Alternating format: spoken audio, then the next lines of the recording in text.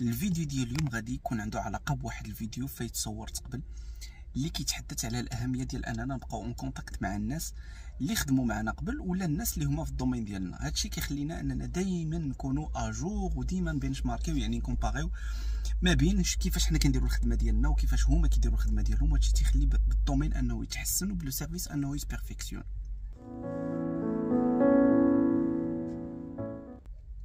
هاد القضيه هادي كتبلوكيها واحد الحاجه اللي هي ملي كنكونوا خدامين مع واحد الناس واحد الصباح، مهم في شركات هادشي هذا معروف، واحد الصباح كينوض الباترون اولا كاين شي مشكل وانت ما فراسكش، كيقول لك بان داك السيد مشى في حالته، هذاك السيد جرينا عليه.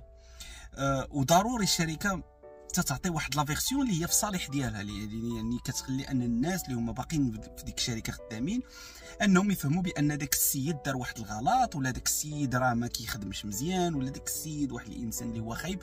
وبعض المرات كتخلي انهم كاع يخلقوا بعض القصص اللي كينويو ان ليماج ديال هذاك الانسان الشخصيه. يعني داك الانسان لو وليتي تشوفه في الزنقه وتكتب هذيك القصه كتشوفه في الزنقه كتولي ما باغيش تهضر معاه، يعني ما يقدر هو ما يفهمش علاش اصلا. فحاول انك تسمع منه علاش وكيفاش.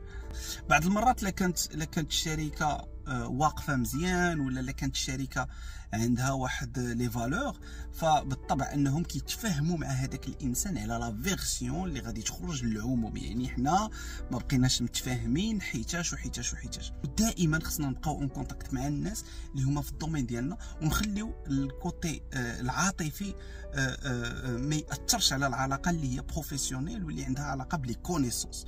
لا باز ديال هادشي كامل هو انه نبارطاجيو الكونيسونس، وانه نبقاو ديما اون كونتاكت مع الناس اللي هما في الدومين ديالنا.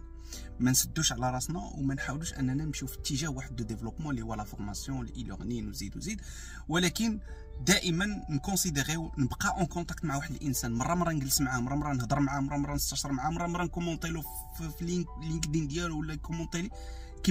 كيبقى واحد لاسبي ديال التعلم، واحد لاسبي ديال الديفلوبمون، واحد لاسبي ديال لا بيرفيكسيون ديال لو سيرفيس او لو برودوي ديالكم.